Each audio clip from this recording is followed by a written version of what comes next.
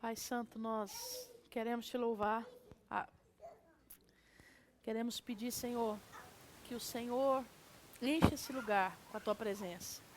Enche esse lugar de revelação do Senhor, de revelação da tua palavra. Que haja luz, que a luz do Senhor reflita sobre cada um de nós. E que nós possamos, Deus, através do conhecimento do Evangelho do Reino, da constituição do Reino, sermos cada vez mais parecidos com o Senhor. Sermos cada vez mais dignos de sermos chamados representantes legais do Senhor na terra. É o que nós te pedimos em nome de Jesus.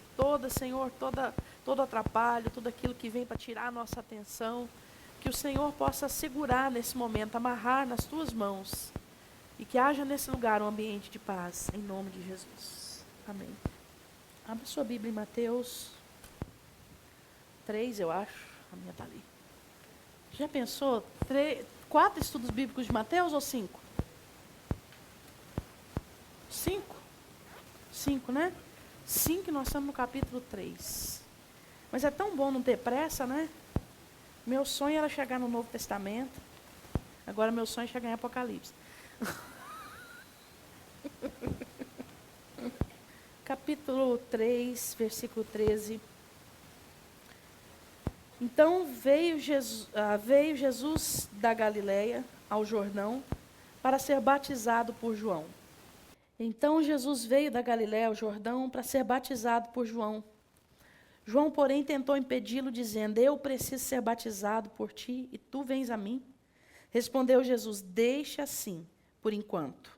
Convém que assim façamos para cumprir toda a justiça. E João, então, concordou. Assim que Jesus foi batizado, saiu da água. Naquele momento o céu se abriu, e ele viu o Espírito de Deus descendo como pomba e pousando sobre ele. Então uma voz dos céus disse: este é o meu Filho amado, em quem me comprazo. Oh, glória a Deus. Então, a última coisa que nós vimos no estudo bíblico passado foi que tem que haver dentro de nós um desejo ardente de cumprir toda a justiça. Tem que haver dentro de nós um desejo de ser santo. Tem que haver dentro de nós, o tempo todo ardendo dentro de nós, um desejo de agradar a Deus. Quantos aqui estavam domingo? Vocês viram a palavra que o pastor Judson pregou? Ele falou que é muito importante saber ler os céus, como o céu reage. Amém? Como agradar o céu. E nós agradamos o céu cumprindo toda a justiça. A Bíblia fala que a salvação ela é inteiramente por fé, e nada que nós possamos fazer nos leva a ser salvo. Nada, absolutamente nada, a não ser crer no Senhor. Crer no Senhor como Senhor e Salvador das nossas vidas é o que nos leva a ser salvos. E é claro que a partir do momento que você creu, você vai cumprir algumas coisas que mostram que você é salvo. Não para mostrar que é salvo, mas porque é salvo. Dá para entender? Eu não obedeço para ser salvo, eu obedeço porque eu sou salvo. Então, se eu não obedecer, o negócio fica mais estreito para mim, porque eu sou filho de Deus. E todos nós sabemos que se nós formos educar os nossos filhos, a gente pode dar uma cintada, uma palmada, mas no filho dos outros a gente não pode. Não é verdade? Então, quando nós somos filhos de Deus, o negócio fica mais estreito para o nosso lado, ao invés de ficar mais fácil.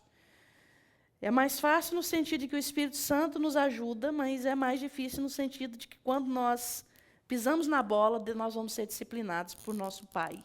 Amém? E ele diz que aquele filho que está sem disciplina, ele não é filho, ele é bastardo. Amém?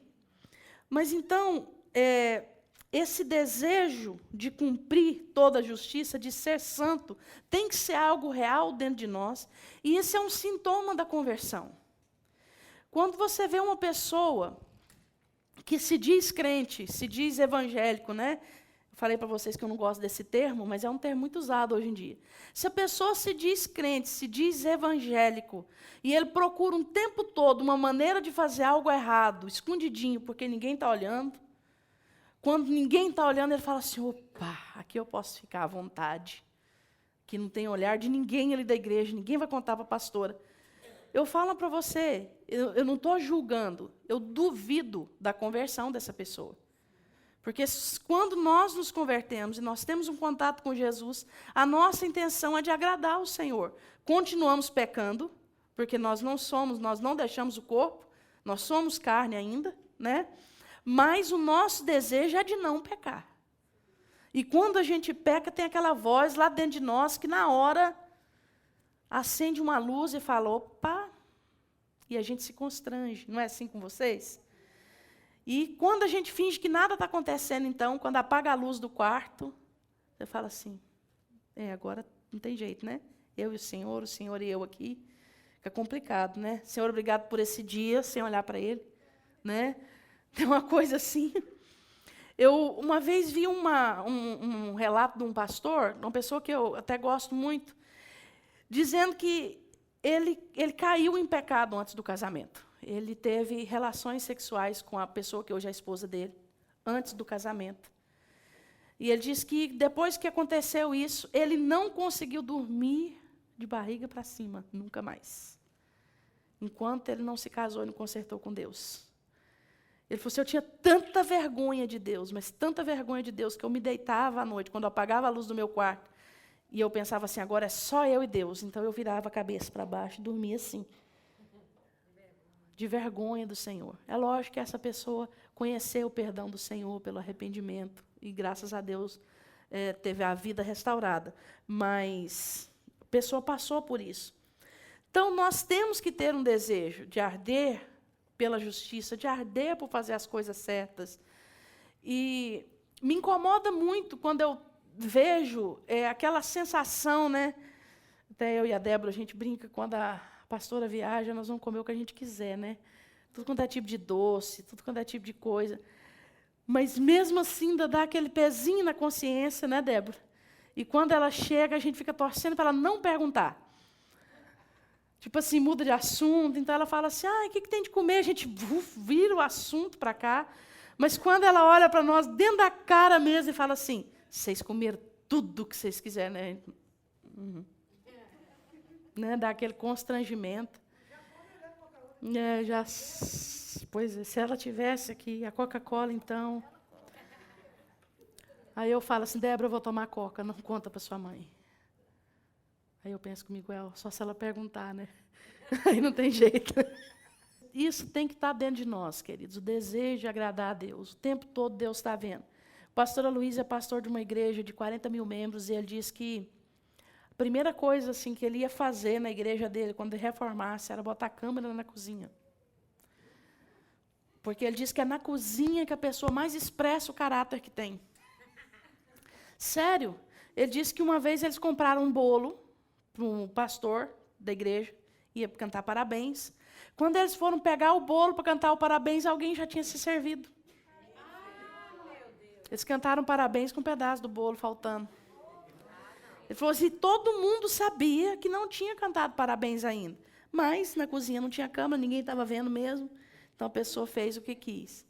Estou dando um exemplo bobo, mas integridade, nós temos que voltar a ser íntegros. Eu nunca esqueço um dia que foi passado no Ministério de Jovens um filme, perguntando para as pessoas no Brasil, nas ruas, o que significava integridade. De todas as pessoas que foram perguntadas, apenas um sabia o significado da palavra integridade. Ninguém sabia. Então, integridade é ser verdadeira, é ser inteiro. E nós precisamos fazer isso. Nós precisamos voltar à integridade total. Total. Íntegro. Íntegro e temente a Deus. E tem muito a ver com temor. Lembra que o pastor Judson falou que nós precisamos ser batizados no temor do Senhor? Quem aqui teve pai muito bravo ou mãe muito brava, sabe o que é temor. É a certeza de que alguma coisa vai dar errado se você fizer aquela besteira. Né? Parece que o Danilo teve um pai, né, Danilo, que não deixava passar, não, né? Isso é bom, isso é muito bom. De certa forma, isso é muito bom, porque isso imprime um caráter muito forte na pessoa. A pastora Cleusa conta que o irmão dela, uma vez, junto com um colega, pegou um carretel de linha para soltar a pipa. E a mãe descobriu que era da costureira da casa do lado. Diz que a mãe dele, a avó do neto, colocou a mão do menino na mesa, pegou o facão e falou, vou cortar. E diz que os outros filhos tudo orando e chorando. A pastora disse que ela ajoelhava e falava assim, pelo amor de Deus, mãe, não faça isso, não faça isso. Não tem jeito, eu vou cortar, porque eu não vou visitar filho na cadeia, eu não vou. É um método antigo nordestino, né? Vamos dizer que hoje a Ana não precisa tentar cortar a mão do Caleb, a Kênia dos meninos, não. Mas o princípio continua tendo que ser ensinado. Amém, queridos? Nós precisamos voltar para os princípios. E Jesus mostra isso aqui. Não, cortou não. Era só para assustar mesmo, era só para ensinar para os outros, que eram 9, né, Neto? Era só para ensinar para os outros 8. Mas não cortou, não. E diz que ele fala até hoje que ele não virou ladrão por causa daquilo. Ele diz que toda vez que ele pensava, ele lembrava da cena, ele falava, não, vai que ela resolve cortar mesmo, então, melhor não brincar com a minha mãe. Né? Então, nós somos justos. Porque nós somos justos, nós temos que praticar a justiça. Amém? Por que você toma banho? Porque você é limpo. Você pode até estar sujo no momento, mas você é uma pessoa limpa. Você não toma banho para chegar na igreja e falar, gente, eu tomei banho, viu? É a mesma coisa com a justiça. Você não vai praticar a justiça para chegar e falar, gente, hoje eu não roubei nada, viu?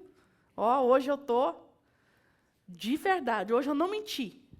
Hoje eu estou limpinho, limpinho. Não é assim.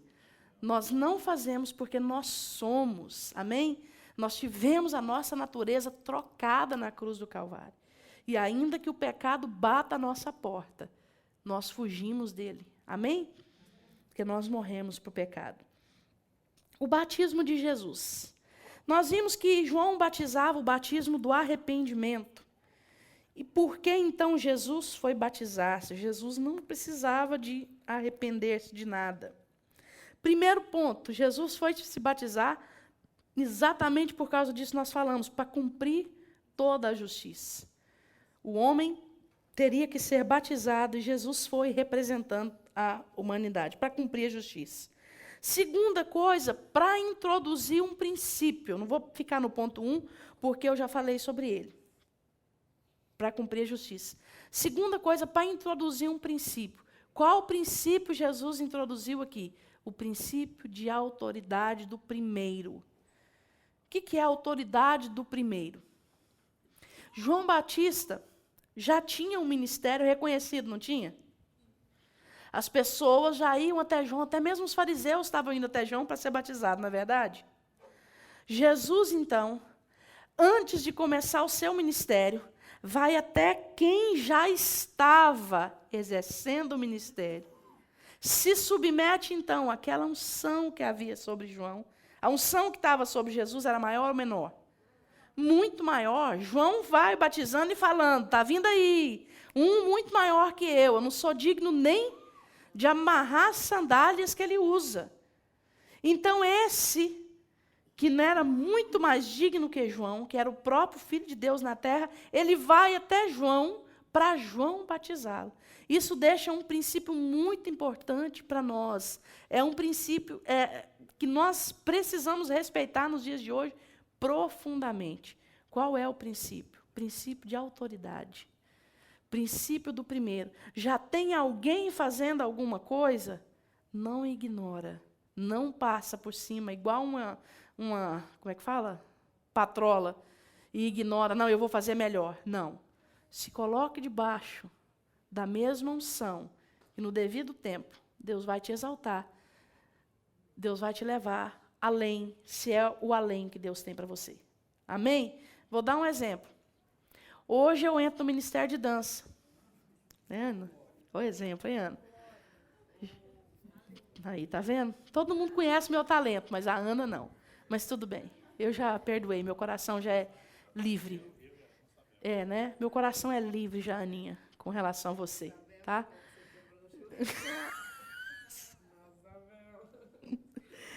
Então, a Ana está no Ministério de Dança, tá? De repente, eu chego, olho para a dança e falo assim, sabe de uma coisa? Eu faço melhor. Eu posso fazer melhor. A Ana faz os mesmos passos, eu sei uns passos diferentes, né? Eu vou fazer umas coisas diferentes lá em cima, eu vou inovar. Então, eu vou e faço algo simplesmente ignora o que a Ana faz, que a Ana já faz isso há anos. Ainda chega, ainda tem a cara de pau ainda de convidar a Kênia, de convidar a Lídia, de convidar a Tailing, né, a Vitória, e faça uma coisa ignorando a presença da Ana. Deus está nisso? De forma alguma. Jesus, o Filho de Deus, ele foi lá para ser batizado por João, para nos mostrar um princípio muito importante, de que aquele que Deus escolheu, e nós precisamos nos submeter àquele que veio primeiro. A pastora Cleusa, quando ela chegou aqui em Lowell, a primeira coisa que ela fez foi se embembrar numa igreja. Ela veio para cá para abrir uma igreja. Mas a primeira coisa que ela fez foi se colocar debaixo da autoridade de alguém. E na primeira conversa dela com o pastor Marco Romero, ela foi absolutamente sincera com ele. Ela falou assim, eu tenho a intenção de abrir uma igreja. Mas ela se colocou debaixo da autoridade dele e Deus honrou isso. Amém? Então, Deus honra esse tipo de coisa, Deus honra esse tipo de atitude, esse tipo de coração. Terceira coisa, Jesus, naquele momento que Jesus foi ser batizado por João, ele igualou-se a toda a humanidade e ele mostrou para o que ele ia vir, para o que ele veio.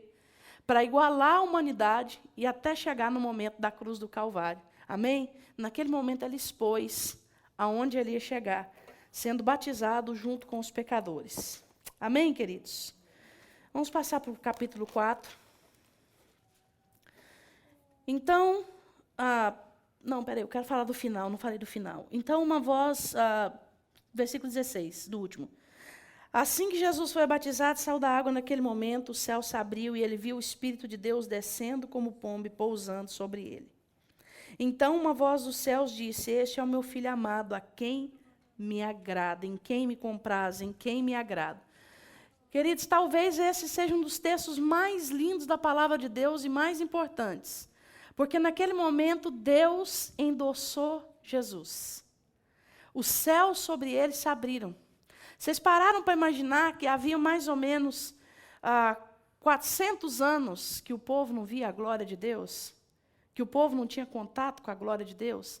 Desde que o templo, que foi reinaugurado por Neemias e Esdras lá atrás, deixou de existir, em momento nenhum a Bíblia diz que o templo que Herodes construiu tinha glória. Muito pelo contrário, era motivo de briga, de dissensão. Lembra da águia que ele colocou um negócio que representava o símbolo da família dele. Então, o povo brigava muito por causa do templo de Herodes. Tanto é que todo mundo fala hoje que é o terceiro templo que vai ser construído, não é nem o quarto. Por causa disso, que eles não consideram o templo de Herodes. Então, olha que coisa interessante. O céu se abre sobre Jesus. Isso parou, todo mundo fala, o que é isso? O céu se abriu sobre ele. Quem é esse que o céu se abre sobre ele e o Espírito de Deus desce como pomba e vem sobre ele? E uma voz do céu fala, este é o meu filho amado, em quem eu me comprazo. Ou seja, naquele momento, Deus endossou Jesus. E nós vemos ainda a ação da Trindade. Não é que Jesus não tinha o Espírito Santo em si. Quando a gente for falar sobre batismo no Espírito Santo, a gente vai ver bastante essa diferença. Eu vou só dar uma pincelada nesse assunto. Quando você aceita Jesus, quantos aqui já aceitaram Jesus, já passaram pelas águas do batismo? Acho que todos aqui, né? Tem nenhum aqui que não é batizado, né, nas águas? Você ainda não, né? Rapidinho. Só a água esquentar mais 1 grau já pode batizar. Já dá, não dá, Neto, para batizar na pataca? Já está dando, não está? Não, pastora Cleusa e o Dé vão batizar ele. Quando você aceita Jesus, quando você se converte, o seu espírito é religado ao Espírito de Deus. Você recebe a salvação. Automaticamente, você recebe Deus dentro de você. Amém? Deus hoje habita tanto no Derli, quanto na X, quanto na pastora que já tem 25 anos de convertida. Deus habita em todo mundo do mesmo tanto. A maneira como Deus se expressa em cada um vai depender da maneira como cada um se enche dele. Amém? Mas ele está lá. É estranho, né? Mas se ele está lá, como é que cada um é diferente? Ele está dentro de nós. Quando nós recebemos o batismo no Espírito Santo, nós recebemos, então, um endossamento de Deus, um poder de Deus para trabalho, para ação no corpo de Cristo. Amém? Então, esse batismo no Espírito Santo, pode ser que você fale em línguas, pode ser que você, nesse batismo no Espírito Santo, receba apenas o dom de curar, pode ser que você não fale em línguas. Uma das evidências do batismo no Espírito Santo é o falar em línguas, mas ela não é a única evidência. Amém? Então, você não pode olhar para alguém e falar assim, fulano não é batizado, não fala em línguas.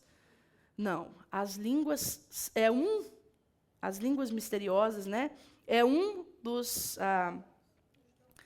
sinais, do batismo do Espírito Santo. Então, quando Jesus estava ali, ele já tinha o Espírito Santo em si, porque ele foi gerado pelo Espírito Santo, e ele era 100% homem e 100% Deus. Mas, naquele momento, ele recebeu, então, uma descarga de poder, uma autorização de Deus para trabalhar para o ministério. Amém? Para sair dali, então, agindo. Antes disso, Jesus não agiu, não é verdade? A gente sabe que começou o ministério dele aqui. E nós vemos a voz de Deus falando, esse é meu filho amado, em quem me compraz. Então, nós temos ali, expressos na frente de todo mundo, Pai, Filho e Espírito Santo, na terra, ao mesmo tempo. Ai, glória a Deus, aleluia, que coisa. Esse negócio é forte demais. Capítulo 4. Então, Jesus foi levado pelo Espírito ao deserto, para ser tentado pelo diabo. Depois de jejuar 40 dias e 40 noites, teve fome. O tentador, aproximando-se dele, disse, se és o Filho de Deus, manda que essas pedras se transformem em pães. Jesus respondeu, está escrito, nem só de pão viverá o homem, mas de toda palavra que procede da boca de Deus. Então o diabo o levou à cidade santa, colocou-o na parte mais alta do templo e lhe disse, se és filho de Deus, joga-te daqui para baixo, pois está escrito, ele dará ordens aos seus anjos a seu respeito, e com as mãos eles o segurarão, para que você não tropece em alguma pedra. Jesus lhe respondeu, também está escrito, não ponha à prova o Senhor seu Deus. Depois o diabo o levou a um monte muito alto e mostrou-lhe todos os reinos do mundo e o seu esplendor, e lhe disse, tudo isso te darei, se prostrares e me adorares. Jesus lhe disse, retira-te, Satanás, pois está escrito, adore o Senhor seu Deus e só a ele preste culto. Então o diabo deixou, e os anjos vieram e o serviram. Glória a Deus. Nós vimos que não tem muito espaço do que aconteceu no batismo e na tentação de Cristo. Quando nós somos, de certa forma, endossados por Deus em público, quando Deus mostra que está conosco, quando algo acontece, quando você vai ministrar numa reunião e a presença de Deus enche aquele lugar, quando você vai dar aula para a criança e o negócio é um sucesso, quando você faz uma festa na sua casa, os irmãos comparecem, mostram o quanto você é amado, quando Deus te endossa de alguma forma, em seguida vem uma tentação. E isso é quase regra. Eu posso dizer para você que é regra. Então, Jesus estava num momento muito bom. Deus abriu o céu na frente de todo mundo e falou assim, este é o meu filho amado, em quem eu me comprazo. E todos nós temos na nossa vida cristã, ao longo da nossa vida cristã, um momento que a gente está muito bem. Quantos aqui nunca tiveram esse momento? Eu já tive, várias vezes. Todos nós temos aquele momento que a gente fala assim, a gente tem o nome daquela plantinha, né? Comigo ninguém pode. Estou podendo. Tudo que eu faço dá certo. Tudo que eu ponho a mão vira ouro. O negócio está bom para o meu lado. Hã? Mas todos nós temos essa... E é gostoso essa sensação. É gostoso, é como aquela criança que entrou numa briga e depois que ele apanhou um pouquinho, o pai chega e fala para ele, vai lá agora que eu estou olhando. Aí a criança passa, né? Na frente de todo mundo, e olha para ver se o pai está olhando mesmo, né? O irmão mais velho, qual foi de nós que nunca passou por isso na infância? Mas é mais ou menos isso, meu pai está comigo e eu posso todas as coisas. E quando nós nos aproximamos de Deus, nós desenvolvemos uma certa intimidade com Deus, essa sensação de que nós podemos todas as coisas, ela vem. Ela vem sobre nós. E não é ruim, é bom. O que Davi falou quando ele foi enfrentar Golias? Quem que é esse cara para atacar, para afrontar o exército do Deus vivo? Todo mundo morrendo de medo de Golias. Davi fala, quem que é esse cara? No mínimo o povo chegou nele e falou, Golias, Davi, olha a altura dele, a corda, ele é Golias, Golias de Gate. Mas ele não quer nem aí, ele não tomou nem conhecimento. Todos nós temos esse momento na vida cristã. E esse momento é momento, então, do Espírito de Deus levar a gente para ser tentado. Porque ali é muito claro o texto. Então, o Espírito, com letra maiúscula, levou Jesus ao deserto para ser tentado pelo diabo. Em nenhum momento, tudo o que aconteceu com Jesus é um exemplo do que vai acontecer conosco. Não pensa que você veio aqui na terra para andar de carro conversível, tomar Coca-Cola, comer bolo e guaraná. Não é assim. Nós temos os momentos, sim, de sorvete de morango com chocolate, mas nós temos os momentos de cruz. Amém? Só que nós, quanto mais infantis nós somos, nós queremos só o momento de sorvete com calda de chocolate. Não é assim? Mas nós temos que entender que a cruz foi feita para nós também, assim como ela era para o mestre. Amém, queridos? Então, nós vamos passar por esse tipo de tentação também, e levados pelo Espírito de Deus. Em Deuteronômio 8, conta por que a gente foi tentado. Alguém sabe por que o povo de Israel foi provado no deserto? Para Deus saber? Para eles saberem. Nós precisamos saber o que está no nosso coração, porque Deus já sabe, Ele é onisciente. Ele é onisciente. Quantas vezes um pai e uma mãe deixam uma criança fazer algo para ele ver que ele não dá conta? A criança está insistindo tanto, deixa. Aí você solta o peso na mão dele, ele faz assim, aí você pega de volta e fala, você viu que você não dá conta? Eu quero brincar. E sai. Né? É assim. Às vezes nós nos sentimos, pela nossa intimidade com Deus, preparados para alguma coisa que nós não estamos preparados. Não era o caso de Jesus, nós vamos ver, mas o exemplo é dado para nós. Amém?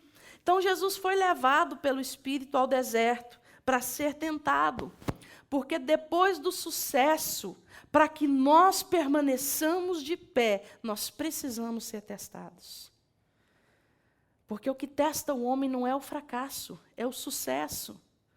Provérbios 27 e 21 fala assim que o crisol prova a prata, o fogo prova o ouro, mas o homem é provado pelo elogio que recebe. Eu falar para a Ana assim, Ana, a dança que vocês apresentaram não foi boa. Precisa mudar um pouco a música e tal. Aquilo na hora vai até fazer ela ficar um pouco com raiva de mim. Poxa, mas eu não dancei para você, eu dancei para o Senhor. Babá. Mas aquilo vai fazer ela chegar aqui e falar, gente, nós vamos melhorar. Mas se eu chegar para ela e falar assim, Ana, ninguém na face da terra dança com você. Você é a personificação da Ana Botafogo. Ninguém é uma bailarina. Então, ninguém ganha de você, Ana. Você é o máximo, e eu vou falar mais. Ninguém lidera uma equipe de dança como você. Você é 100. Aquilo ali, a Ana pode sair daqui, desse elogio, caída. Porque esse elogio pode subir aqui. E hoje nós temos visto diariamente homens e mulheres de Deus caindo diante dos elogios. E quando eu falo caindo, eu não estou falando de cair em pecado sexual, em coisas assim que a gente acha tão escabrosa. Não, queridos. Às vezes a pessoa cai de pé. Ela está de pé, andando para um lado e para o outro. Mas diante do Senhor, ela está caída, há muito tempo. Não é verdade? Porque a Bíblia diz que a soberba precede a queda, a ruína. Então, é inevitável que isso aconteça. Para que isso não aconteça conosco, e para que não acontecesse com o Senhor Jesus, o Espírito de Deus leva ele ao deserto para ser tentado. No momento de tentação, Jesus foi levado no deserto para ser tentado. No deserto, ele fez o quê? Ele jejuou. Porque a tentação não é natural, não é carnal. Tentação é espiritual. Claro que a tentação você vai sofrer na sua carne, mas ela foi gerada no mundo espiritual. E se ela foi gerada no mundo espiritual, a Bíblia diz que as armas da nossa milícia não são carnais, mas elas são poderosas em Deus. Então, qual é a arma do crente? Palavra, jejum e oração. Amém?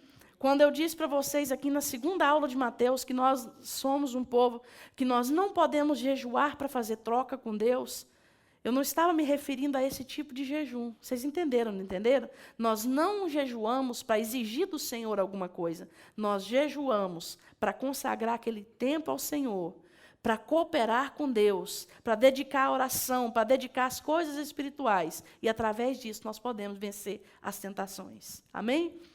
Outra coisa importante que a gente vê nesse texto, tendo Jesus jejuado 40 dias e 40 noites, teve fome.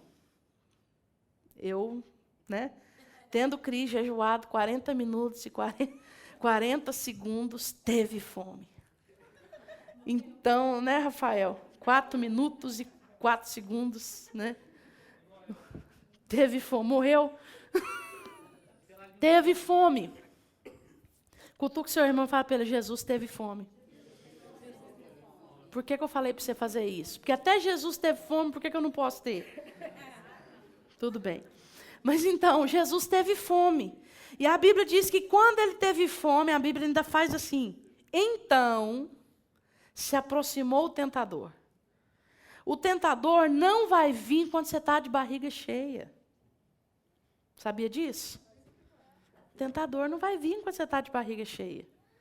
Você está satisfeito no casamento, o tentador não vai se aproximar. Vai se aproximar aquele que põe briga, discórdia, discussão. Mas não o tentador, porque não tem brecha para ele entrar. Você está precisando de dinheiro, está numa perrenga financeira. É naquele momento que o tentador vai chegar e falar assim, eis que um part-time te darei, se prostrado me adorares. Ué. Eis que isso e isso te darei, $200 a hora, se prostrado me adorares. Aí você fala assim, não, eu não troco nada pelo Senhor. O Senhor é tudo para mim, mas você falou $200? Mas eu tenho que perder todos os cultos? Não, só o da sexta-feira. Então vamos conversar. Porque, não é todos os cultos, afinal de contas, eu ainda vou estar lá na igreja. Mas não vai ser todo culto, mas Deus conhece meu coração e sabe que eu preciso. É a mesma conversa, always. Mas então, naquele momento da sua dificuldade, é que o tentador vai chegar e oferecer algo para você. E a Bíblia diz que, tendo Jesus jejuado 40 dias e 40 noites, teve fome. O tentador, então, se aproximou e disse, se és o Filho de Deus, manda que estas pedras se transformem em pães. O que Jesus tinha ouvido de Deus? Eu não sei se dias atrás, eu não sei se no mesmo dia, dias, porque 40 dias. O que ele tinha ouvido? Este é o meu filho amado, em quem me compraz. Mas o diabo vem naquele momento colocando em xeque a palavra de Deus. Mas Deus não falou que você é o filho amado, ele se compraz em você? Se você é filho mesmo, filho de Deus, manda que essas pedras se transformem em pães. Que coisa. Quantas vezes nós ouvimos isso na nossa vida, queridos? Quantas vezes o diabo fala isso para você? Se você é filho de Deus, transforma essa pedra em pão. O que seria transformar a pedra em pão nos nossos dias? Tem uma coisa que me chama muita atenção. Toda vez no Velho Testamento que Deus queria colocar um marco, ele falava assim, constrói um altar de pedra. Não é isso? Quando Deus vencia um inimigo, quando Deus, por exemplo, passaram o Jordão, Deus falou, constrói uma coluna de pedra.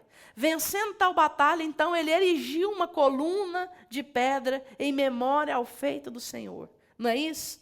E fulano, então, pegou um monte de pedra e disse, esse lugar é casa de Deus, porque aqui eu vi o Senhor descendo e subindo, os anjos do Senhor descendo e subindo. Não é verdade?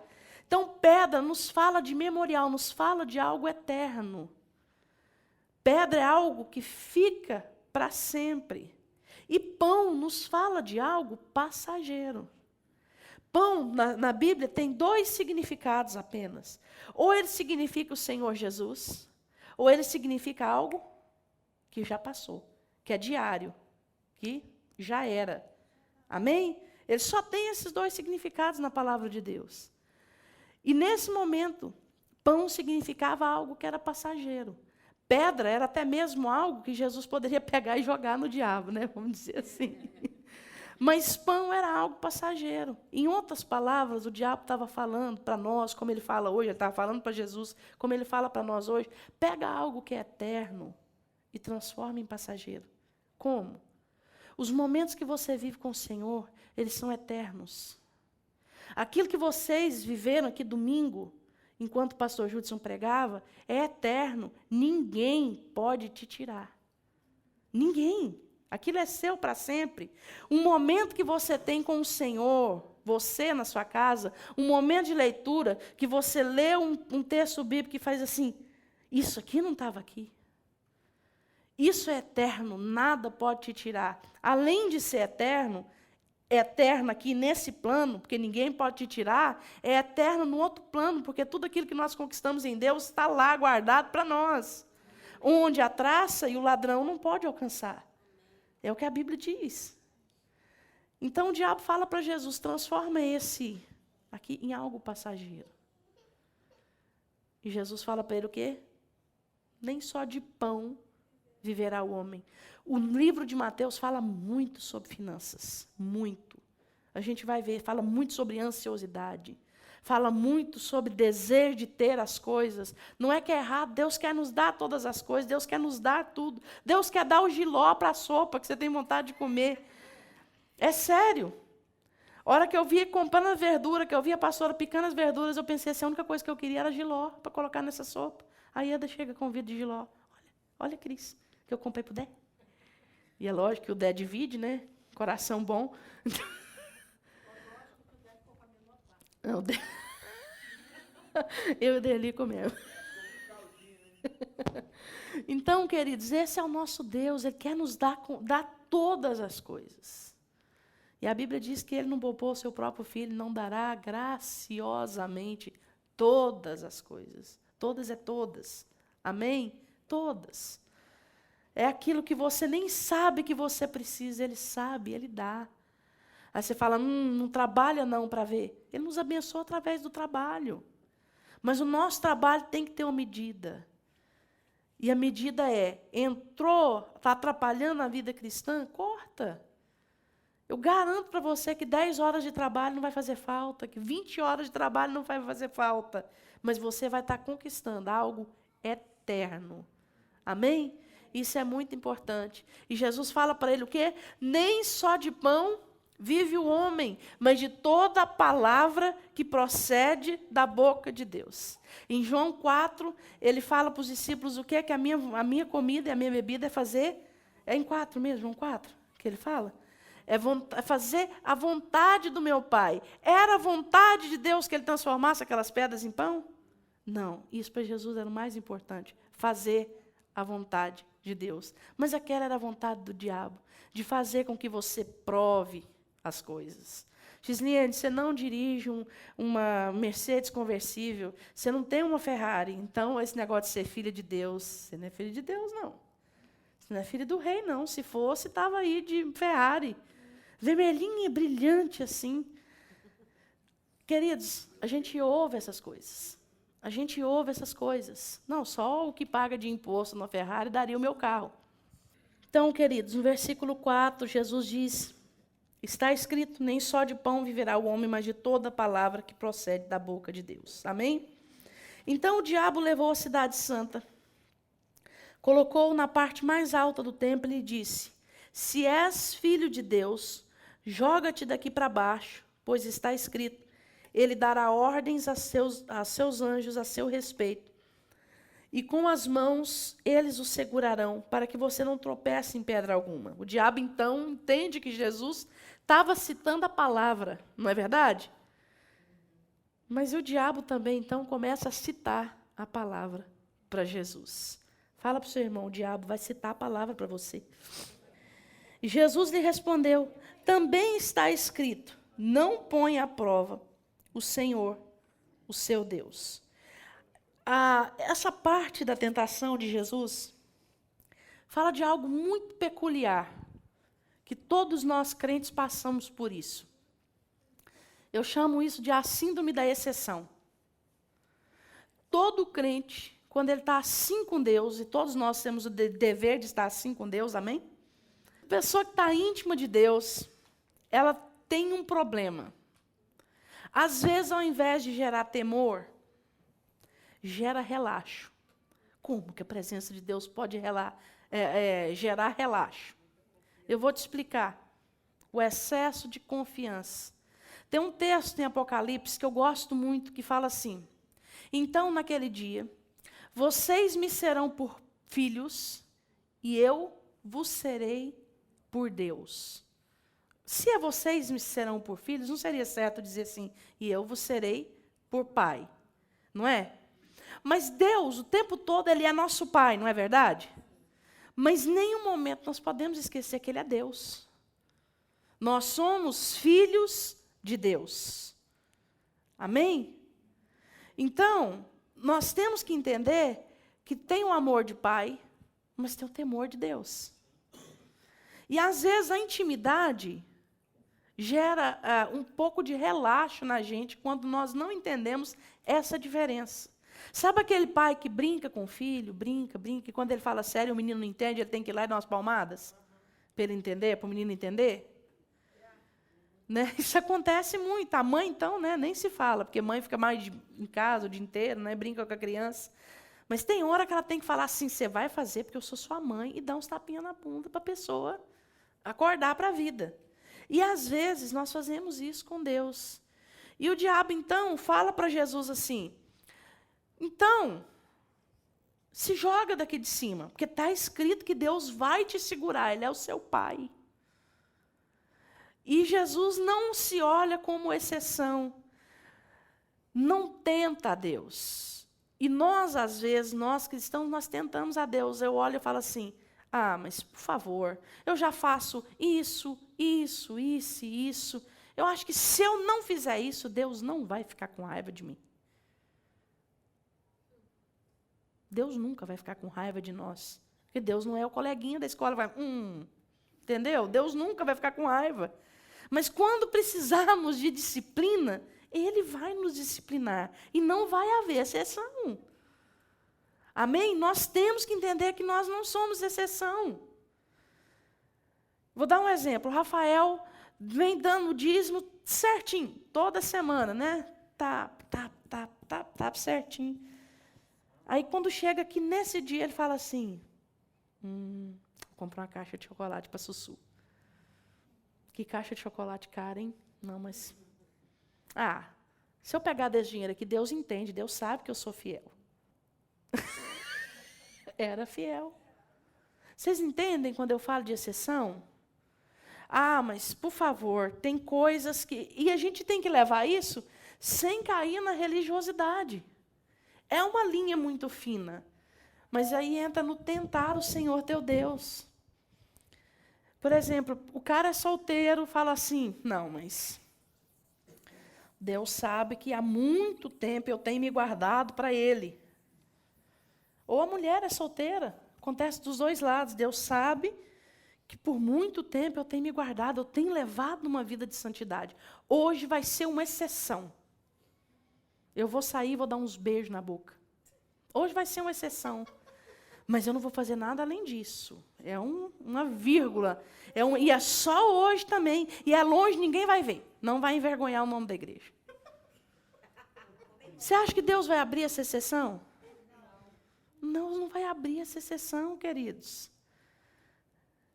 Para os casados, a mulher resolve pregar uma mentirinha no marido, mas uma coisinha leve, só, né? uma coisinha que ela falou que estava precisando para casa e depois não era aquilo, mas não vou contar para ele. Deus abriu a sessão naquele dia? Deus falou, filha, você tem sido tão fiel comigo. Você ora tão bem. Você é uma filha tão maravilhosa. Eu me comprazo tanto em você que eu vou abrir uma sessão na minha palavra, filha, hoje você pode mentir. Você imagina Deus falando isso? Você consegue imaginar Deus falando isso para alguém? Não, filho, hoje eu vou abrir uma sessão na minha palavra, hoje você pode fazer o que você quiser. Você está assim comigo, ó. Eu vou jogar debaixo do pano. Deus não vai fazer isso.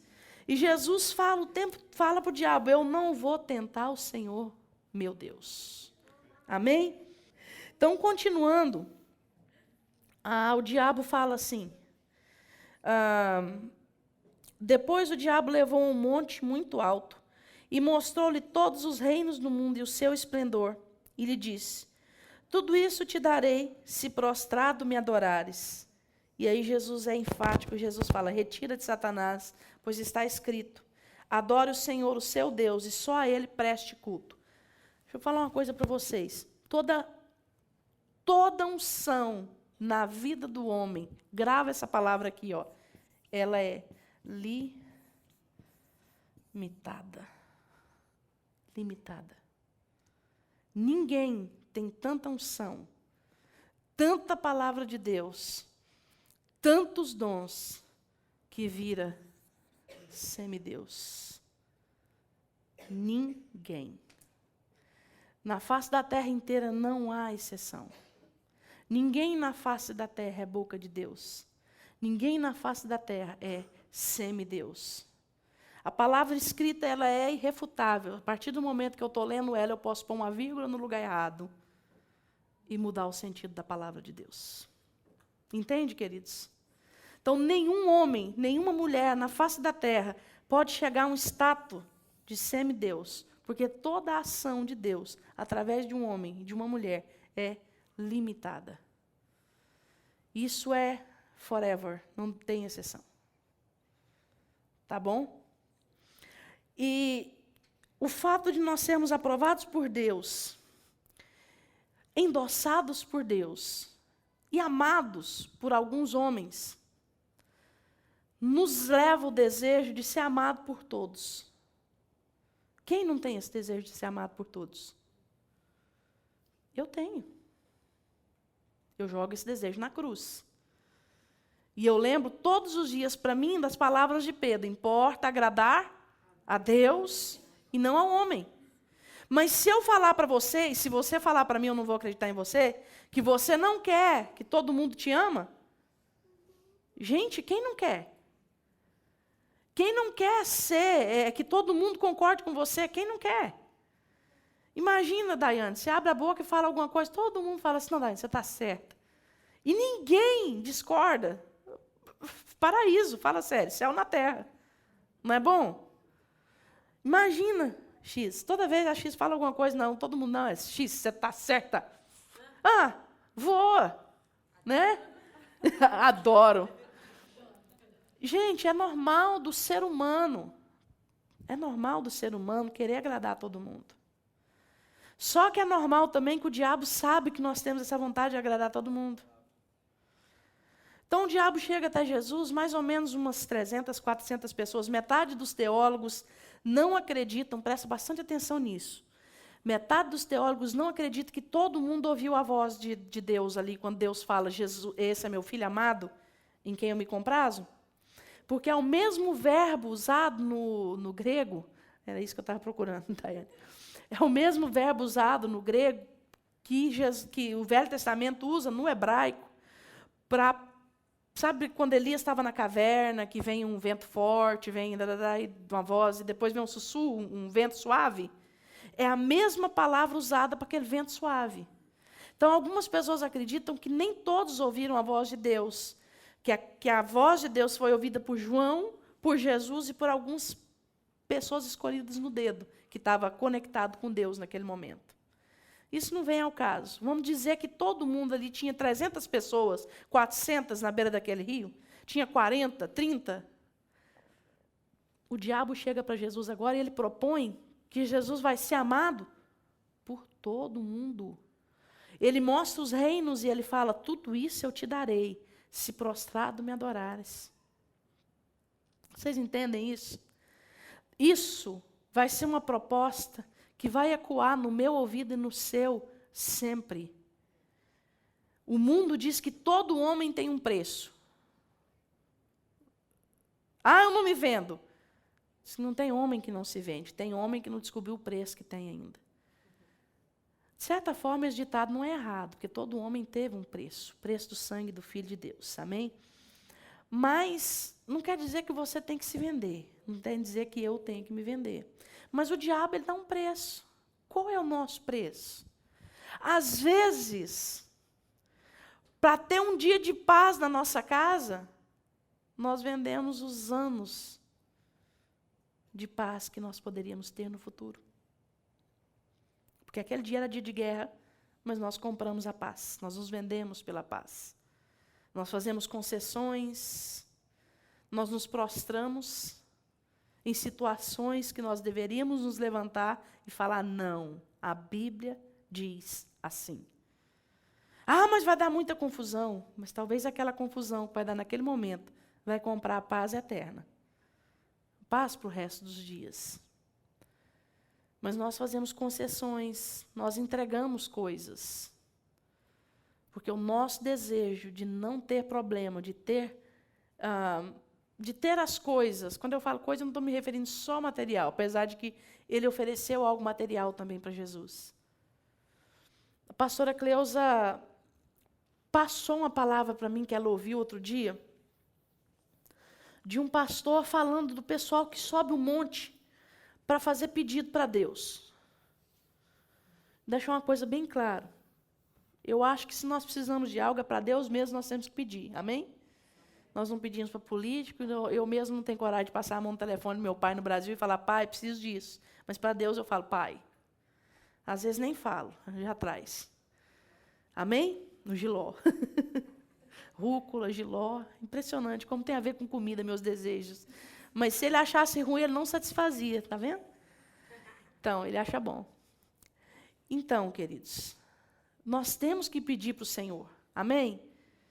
Mas nós não podemos viver para isso. Porque se a nossa vida está centrada em pedir algo para Deus, não tem nada de amor na nossa vida. Porque imagina, todo dia a sua esposa ou seu esposo chegando e falando, me dá isso, me dá aquilo. Que vida amorosa é essa? Amém? É uma troca, não é? Não é um relacionamento de amor? Deus tem conosco um relacionamento de amor. E essa palavra que a pastora Cleusa me passou, ela falou, Cris, ouve isso.